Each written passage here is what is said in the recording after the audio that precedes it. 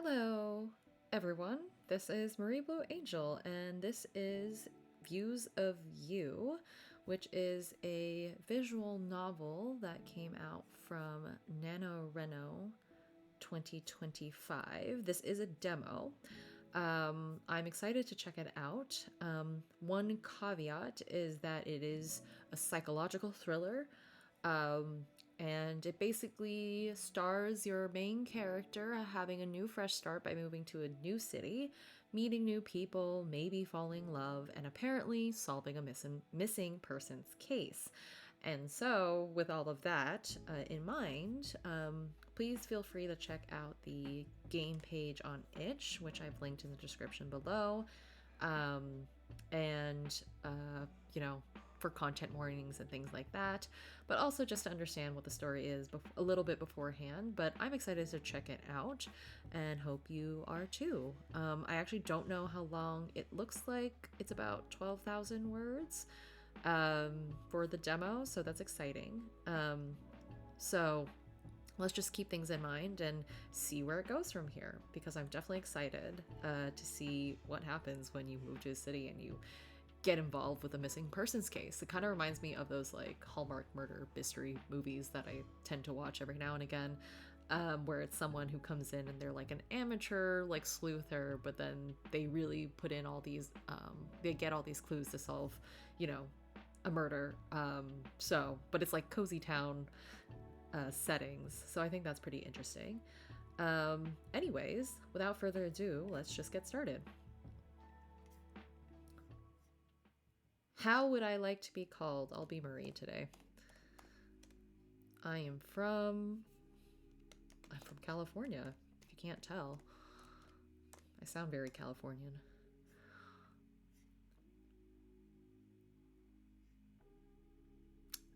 So if I were to describe you, says the narrator, I would say Marie is from California and she likes to play visual novels. That is true. Yes.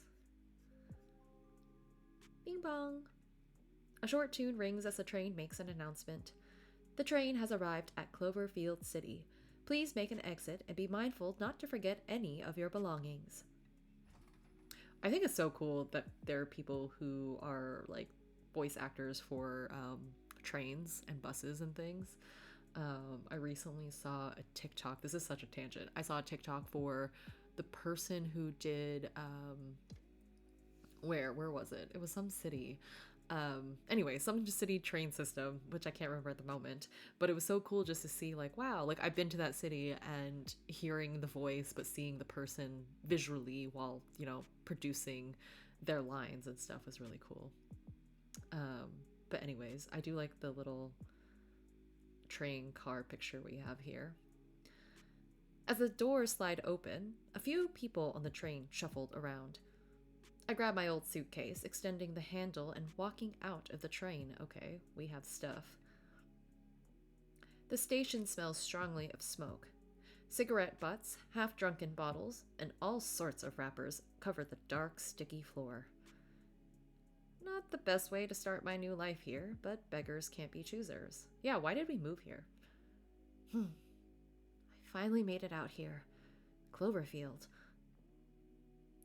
Cloverfield is a small city. It doesn't have much tourism, but it has a decent university, so it's more so a university town. Most of the programs at the school are art-related, but they also have a general studies course for anyone who hadn't figured out what they wanted to do yet. Someone like myself. Okay, that's why we're here. I slowly make my way out of the train station until a large figure approached.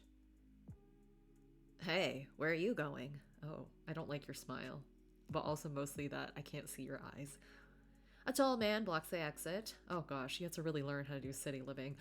I look him in the eye for a brief second before trying to find a way to get around him.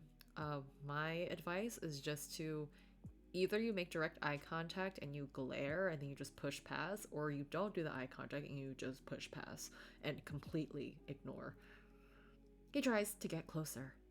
Come on, I don't bite. His breath stinks. I'm not interested. I like this. Yes. I manage to swerve my body around him, but he extends his arm, blocking my path once again. Now. We aren't in a rush, are we? His arm that once blocked the exit is now hovering around me. I tried to ignore him, angling my body away from his hand. I will say, because I've also lived in cities. There are times when people are really pushy and, you really just develop a city mindset about it. But this is annoying. The silent treatment, huh? You're far too cute to be left alone. Let me show you around. Ugh. He forcefully grabs onto my arm, pulling me closer. People glance at us, some glaring because we're blocking the main exit, while others just ignore us. Come on, princess. I'll show you a real good time.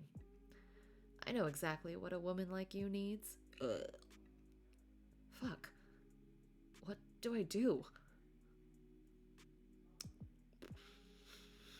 I'm a fan of pushing away. Yes. I use all the power I can muster to push him away. The man lets go of me for a moment. Caught off guard, he loses his balance and staggers. Come on, you little brat. He tries to grab my arm again, but I quickly smack his hand away. Yes, do that. Not interested. I try to push past him, but he stays persistent. You just aren't interested because you haven't seen how much fun I can be. And how good my tongue is. Blah. Gross. Shove it. I like a little challenge. Just give me a little kiss. Ew. You'll enjoy it. Trust me. Ugh. He tries to move closer.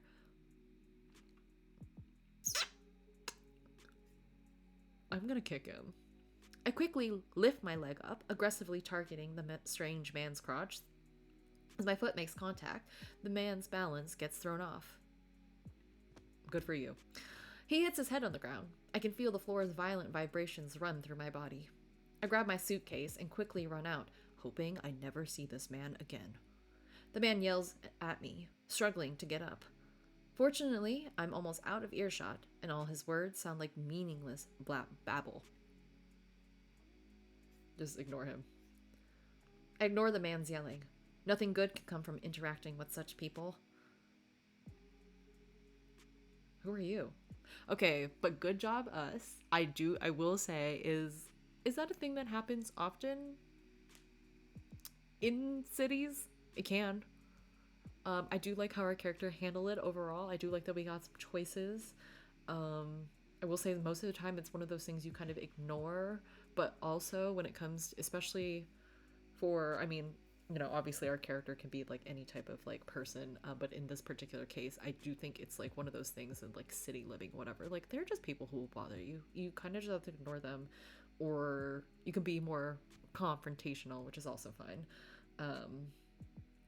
But I'm glad that we were getting away, because that was not something that's fun. And also I'm sure is like a slightly anxious, considering if you're not from a city and you're moving into a new city, you're like, what am I supposed to do? But we handled that very nicely, so that's great. And now we have a strange man, not the strange man we just saw, but a different person who we can see, and I believe is someone we're supposed to meet. So let's talk to them. Huh. How cute. Okay. Thanks for saying that, bystander. Bye. Well, that was definitely an experience. Even though that was horrible, I can't give the jerkwad back in the station any more space in my head. That's right. That's more than what he deserves. For now, I should focus on getting to my new apartment. I was lucky enough to find a cheap place that came with furniture. Whoa, how cheap are we talking? It's an off-campus residence called Westminster Housing. It's specifically for the university's students, managed by students. Okay, nice. I get a bathroom, I get a room, my own bathroom, and a kitchenette. Ooh. Some of the rooms even have a balcony. I just hope the place is as clean as the pictures they had online. Where was it again? Ooh, okay. I pull out my phone and enter the address into maps. Cool. It's a few stops away by bus. Oh, that's nice. Okay, I can see. I don't know if we're starting from this right side or this side, but great. Not far at all. Or I could walk there.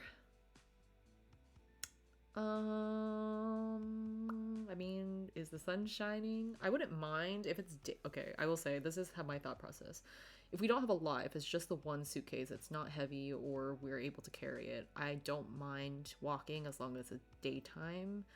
And it doesn't seem too far away. A few stops on a bus usually means like 10 to 15 minutes, maybe, which is a long way to walk. I kind of just want to take the bus there, especially since we're coming from the train station or the subway station. So let's do that.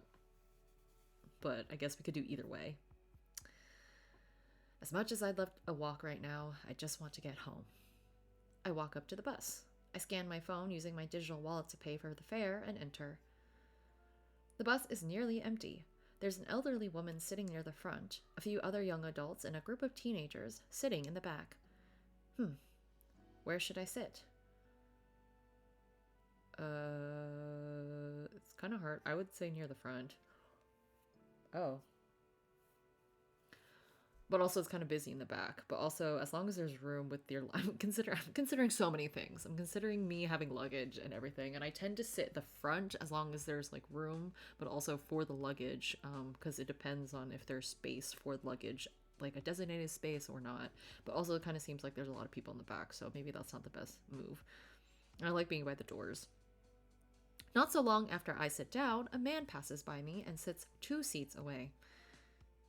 He smells nice, like sandalwood. Okay, great. I forget what sandalwood smells like. So anytime these like, oh wow, this person smells nice, I'm like, I need a sample.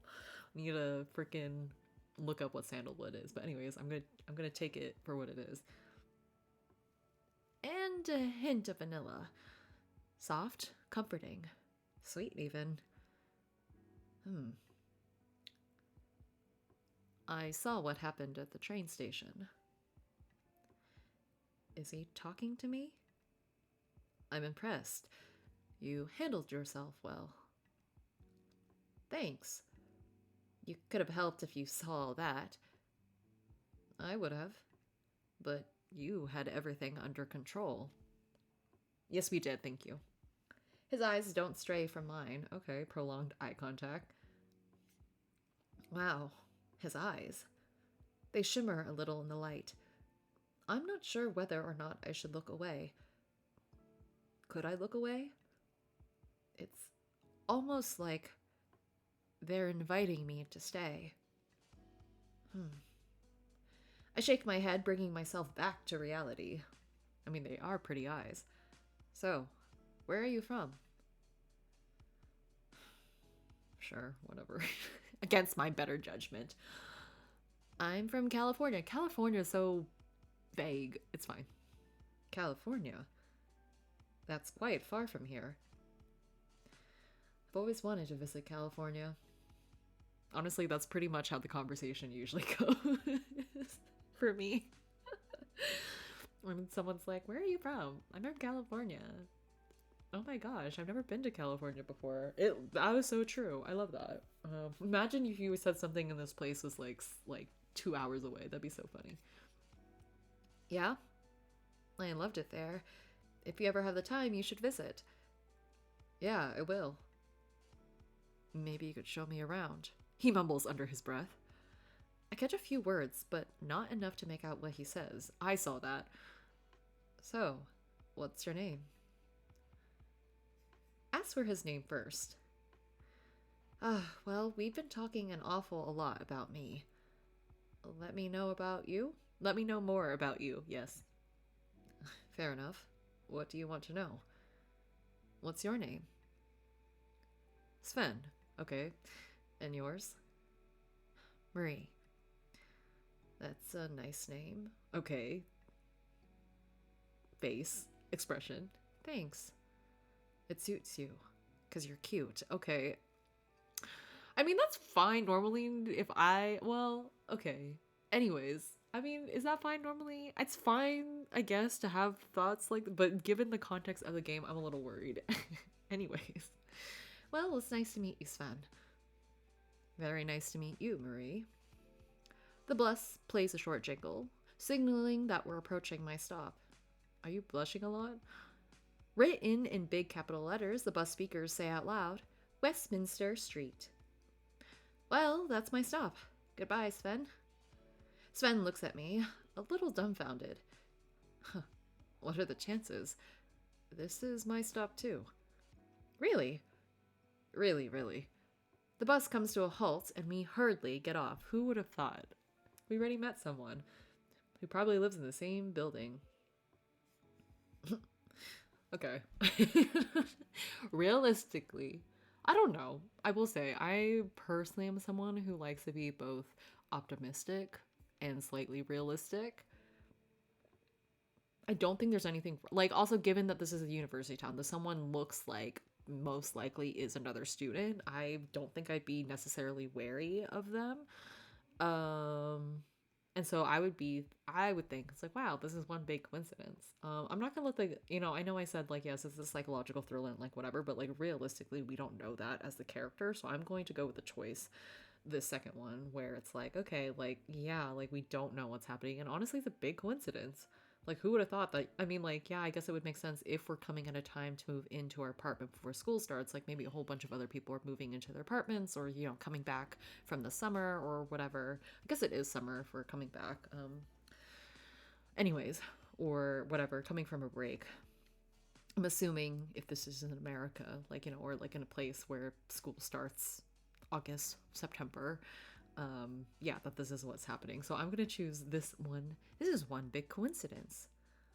Kind of a crazy coincidence we'd be taking the same bus and getting off at the same stop. But I'm sure this kind of stuff happens sometimes. I mean, I think about it also in the context of like, this is how I have made some of my good friends in the past. Like some of those things, like, you happen to meet each other at some random thing and then you're like, wow, like if we didn't meet each other then, like maybe we wouldn't be friends. Like, that's kind of crazy if you think about it. Do you know where you're going? Yeah, I'm going to my new home. I'm quite literally in the process of moving. My suitcase rattles on the pavement as we walk down the block together. Do you need any help with moving? Not to brag, but I'm capable of carrying a few boxes around. He gestures, carrying a box, pretending it's heavy. Whew, this one's got a whole lot of books. He's quite the mime. Thanks for the offer, but I've got this. I don't have too many belongings, so it should be quick. The only things I have are in this worn-out suitcase I'm lugging around. I can carry your suitcase, if you want me to. His arms are still in the air, holding absolutely nothing. He looks kind of funny this way, and it makes me want to laugh. No, I've got it. You look like you're already carrying so much. He puts his arms back down, no longer carrying his imaginary box of books. I scan the area looking for the address I had gotten in my email. He notices me squinting my eyes and follows my lead. Wait. Your new home. Is it there? Sven points to a building on the corner of the street. Oh, I forgot I can hide the interface. Look at you with your little bag and everything. Cute. It looks exactly like the picture I saw online. No, it isn't. I live somewhere else, but I feel like he's gonna find out anyway. I mean, I don't know. I don't know. I have a related story to this, kind of. I mean, nothing, whatever. Basically, I had to move somewhere, and I moved literally, it was for school, and I literally before, like, basically when school started that weekend after, I was going to a concert. And I don't know why, but I bought 2 tickets, but I only knew myself who was going. And I ended up selling to someone who was obviously in the area that I moved to. And it was also another student. And I only had talked to him like online, but like seemed like a nice enough person. And then I was like, wait, we should like just Uber to the concert and like back. Like we had different, oh, maybe I had like a seat that I wanted. Like it was like 2 different seats. It wasn't like seats together. And so we did that. And honestly, it was a very nice time. And I think we hung out like once after that. But it was just one of those things where I'm like, yeah, like you're just another student. Like, I don't see why there's going to be any real problems with this. So, knowing that anecdote and me, I feel like it's fine because it's like you don't, well, like, yeah, I guess we live here. But like, what else are we supposed to say? Like, where else are we going? I don't know. I guess like my radar for not for trusting people, like my radar for not trusting people, and like just like yes, I'm supposed to be like not tell like especially if it's like you're on your own and like whatever. It really depends on the situation, and again, like this is the context in which like this is not just some like random guy who's following me like whatever. Well, supposedly, I mean he kind of did follow us from the station. Um, I'm saying all this and I feel the contradictions about my choice that I'm about to make. Because I'm like, yeah, that is because I just want to go inside and like whatever. But like Sven could also be a fellow student, or maybe is someone who works at this building, you know? So I'm going to say, yeah, that's it. Yeah, that's it. How did you know?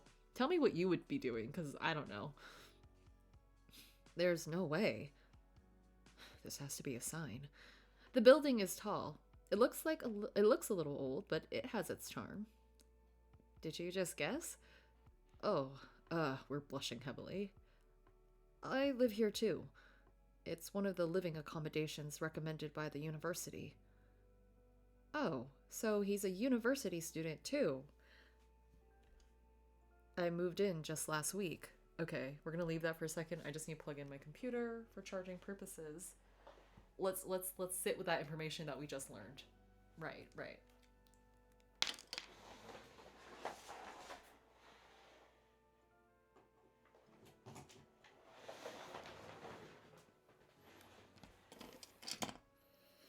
Okay, so do we take him for what he said, or is he lying? I mean, again, like generally speaking, like you don't usually when you meet someone don't really have reasons for why they would lie. I mean, he's charming, but like okay, like it's fine. We'll be fine. Oh, do you usually escort people moving into your building from the train station? No. I swear, this has just been a crazy coincidence, blush, blush, blush, which makes me feel like he's telling the truth. He gets very flustered. It must be so easy to tease him. Do you know Derek? Derek? Yeah, I'm supposed to meet him. He has my room key. Oh, yeah, Derek. I'll bring you to him. He should be in the management office. Follow me. I let Sven lead the way into the building. Ooh. Big windows let the sun shine, illuminate the building. Various plants are meticulously placed around so that they get the perfect amount of sunlight. The lobby has some cozy and colorful seating options. This place is pretty nice. It is. They keep it clean. I appreciate that. I rarely see people in the lobby when classes aren't in session. Guess that's about to change soon. Ah, right. Classes are starting soon. Yeah, technically we start tomorrow because that's the whole entrance ceremony thing. A lot of people skip that and just show up for classes the next day. I'm honestly not sure if I want to go tomorrow or not. What are you Derek! A woman walks into the lobby, angrily stopping. I like your outfit and your appearance. Derek! She walks across the lobby to a door. The door has a small plaque reading, Management. It happened again. The door opens and a dual-colored hair figure peeks their head out, rather. Hello? Sophia, what's up? Dead and gone. Don't what's up me, Derek. Let's appreciate the outfits real quick. Your stupid machine ate my coin again. Do something about it. Derek takes a deep breath before replying to the woman. Oh dear, Sophia. Oh no, not your coin. It's painfully obvious that he's faking a friendly tone. I was going for more sarcastic, but yeah. They argue back and forth. It sounds like there's a problem with one of the washing machines. I mean, I would be sad about that too. It's annoying.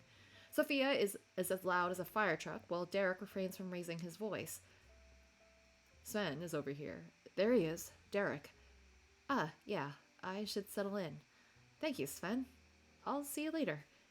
He rummages through his bag and pulls out a small sketchbook. He quickly scribbles on a page and rips out the corner. Hold out your hand. I place my hand, palm up. He places the paper on my hand.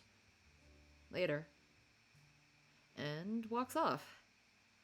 What is this? his phone number. Don't lose it. I mean, it makes sense. Also, like, you go to the same place.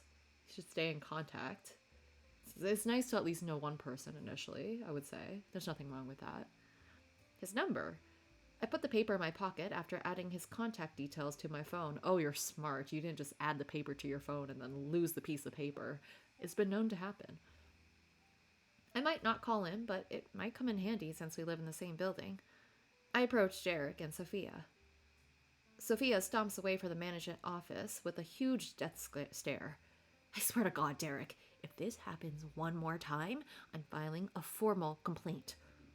She angrily steps into the hall, slowly disappearing from my sight. We're working on it, Soph. Derek re-enters the management office, leaving the door wide open. As I get closer, I can hear Derek clearly sighing loudly. It looks like all of his energy was sucked out of him. Being a student and managing housing for other students must be tough. The management office has 6 desks. Each desk has stacks upon stacks of paperwork. I feel all the stress that had accumulated in the room. Derek? I knock on the doorframe to get his attention. Oh, hello. As we make eye contact, his body stiffens. He rapidly switches his attitude, using the same fake-friendly tone he had used with the woman earlier. Hey. Hi. I'm Derek, but you obviously know that. Blush. He coughs into his fist, adjusting his voice. Were you here for all that shouting? I'm sorry, it usually isn't like this. I could see the cogs of his brain turning. Well, no, it usually is a little like this, but it usually isn't as intense. One of our washing machines is broken. I told everyone and left a note, but people still try to use it. He looks so tired. He leans back on his chair and takes a deep breath. Who keeps putting their shoes in there? God. He gets a little lost in thought, as if he was trying to solve this mystery in his mind palace. I lean a little closer, trying to read the expression on his face. Sorry, I'm rambling. You didn't need to hear any of that. He takes another deep breath, trying to find his customer service voice. How can I help you? I'm here to pick up my keys. I hand him my ID and show him an email with my room information. He glances over at my ID, then goes through a small pile of papers. Yeah. You're the only one on my floor who hasn't checked in yet. He opens a small drawer attached to the desk. Ooh, D11. I've got your keys right here, room D11. I can hear the tension in his voice disappear. He sounds a lot more natural now. Hey, that makes us neighbors. My room is near yours, D10. Wow, what a coincidence. As if this is not a visual novel. I grab the key, and our hands touch for a moment. Thanks. He seems incredibly busy. I'll try not to bother him too much. Derek, how do I get to my apartment?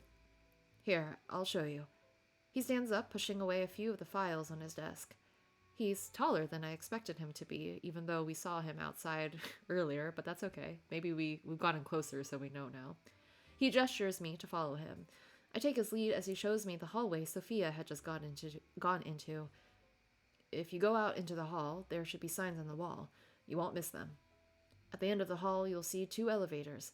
The letters refer to the floor you're on. The numbers are on the doors. So you're on the 4th floor, 11th door. It should be at the very end of the hall. Ooh, corner unit. If you ever get lost, you can come get me and I can show you. All right, I've got it from here. Thank you, Derek. It's my pleasure, Marie. As I step into the hall, Derek's voice stops me in my tracks. Oh, but before you go, we're having a small welcome party later tonight. There are a lot of new students living here, so we wanted to break the ice before the actual school year starts. Feel free to join us. It'll be right here in the lobby. Ooh, yay! Great, I'll check it out. Good luck with your washing machine. He chuckles softly before heading back into his office. I walk away, heading into the hall. I find my way to the elevator and eventually get to my floor. Okay, walking. Bring! The elevator chimes as it stops. The doors open swiftly to a narrow hallway. Ooh, The hallway is brightly lit. Ooh, we have a lot of skylight windows. The apartment doors are almost all creatively decorated. I take a careful look at each door, examining how they choose to present themselves. First door, Jesse, do not disturb. The door has little pictures taped to the door. How funny. I feel like just from the way they decorate, I can try and guess what they look like too. It's an effective way to vibe check my neighbors, I guess. 2. The eyeballs are watching. Eyeballs? That's pretty ominous. Maybe they're very occulty. I don't know who's watching, but I'm inviting them to stop. How did they get the washi tape, the caution tape to wrap around like that? Creative. I get to the third door.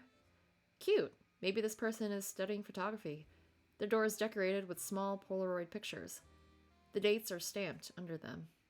Quite the sweet way to display your memories. I continue all the way to the last 4 doors. Number 9, my next door neighbor seems like someone who doesn't want to be disturbed. It's the only door I've come across that clearly shows someone who doesn't want to interact with others. Since we're right next to each other, I hope we are able to coexist in peace. Derek was here. Clearly Derek's door. There's a clipboard attached to his door with a pen. There are some small comments and suggestions from other students. I see an angry scribble who I can only guess is Sophia. The post-it notes are scattered around with short poems. I look at one closely. Lazy afternoon. Soft melody sings. Beautiful day. Is that supposed to be a haiku? It's kind of short for a haiku. Derek didn't strike me as a poet. Isn't it 575 for syllables on that for haikus? Another note reads, "Please return my notebook if you find it." Okay. Across from my door, there is a large poster for a bakery. Freshly baked bread, baked every day. And a recipe for banana bread. Ooh, very interesting. I snap a quick picture of the recipe before turning to the very last door. Looks like I have the last apartment on the floor. Moment of truth. I put the key Derek handed me in the lock, twist it slowly, anticipating my new home. I open the door, and I'm greeted by an empty loft-style apartment. Oh, it's cute, though. Welcome to the Westminster home. On the left side here were the rules. I walk in, closing the door behind me. It looks like I'm one of the lucky ones who has an access to a balcony. The room is small but feels very open. The ceiling is much taller than what I expected. A bed sits atop the floor, on the second floor. Beside it, there is ample storage space for my belongings. Right below is a small kitchenette with a small stovetop, enough to fit 2 pots at a time. The mini fridge is empty, but there is a small shelf with the most basic seasoning. Nice. There isn't space for a desk, but I could maybe get a small table I could work on. I'm sure there are also alternatives, like a cafe or a library. The bathroom is quite small, but perfect for 1 person. This is way better than what I had in mind. I immediately put down some of my things, trying to add more personality to the place. Steadily, I unpack all my clothing and place them on one of the provided shelves. Okay, we're just getting to it. And I'm done. Whoa, when did it get so dark? At least there's curtains also. I totally lost track of time. I wonder what our view is from the balcony. All of a sudden, I hear voices coming from the hallway. I totally want to date him, but also, ew. That must be one of my neighbors. I get it. You should trust your gut. Anyway, he's gonna be in the lobby for that little party. And I'm, so, confused. I don't know, there's so much use of like. I use like a lot, but there's a lot of like in there. I don't know where to find the right rhythm for it, but it's okay. Ah, right, the party. Derek told me about it, but I got way too immersed in trying to make this place feel like home. I don't really have anything better to do tonight. I mean, it's a good thing to, unpack and things. I'll go check it out. It was a perfect few hours before it, anyways. I placed my suitcase away and walked to the hall. I'm surprised though that we don't have any like friends or family that we wanted to text that we got to Cloverfield safely. At least that hasn't shown up yet. Right as the door opened, I opened the door. Two women stand in front of me. Like, Gwen, what do I do? You already know my answer. Just give the guy a real chance if you decide to go out with him. The two women stand near my door. One has pinkish red hair, and the other has caramel colored hair. The shorter one whines. Gwen, I'm scared. Will you go on a double date with us? I don't want to be stuck with him if I don't have fun. Gwen doesn't reply to her friend. Instead, she's looking at me. Hey, are you new here? Yeah, I just moved in. Typical Gwen, always talking to new people. The short woman turns to me and gets closer to my face. Hi, friend. As if she was inspecting me. Nice to meet ya. My name's Bea. What's yours? I'm not going to get the voices consistent. I'll figure it out later. I'm Marie. Nice to meet you. Marie? Marie, would you like to join us? Yeah, we're just about to go down for the party. Yeah, I was just heading there. Perfect. Let's go then. I love our outfits. The three of us walk to the elevator. Bea does not stop talking about this guy she's into, but also somehow not into, like, at all. And so I'm like, what's up with that? Yeah, totally. I notice Gwen sneaking glances at me. She doesn't seem to be paying much attention to her friend. Does she not like me? She seemed friendly, but I can't help but feel sort of intimidated. But maybe she's just sick of hearing Bea talk about this guy. Is she waiting for me to say something? Sure, I'll say something. Something. They both look at me. I feel mortified. Why did it come out like that? I sounded so uncertain and awkward. Something? Gwen looks at my lost expression and starts giggling. Hey, you look so silly right now. Are you nervous? Don't worry. The people here are nice.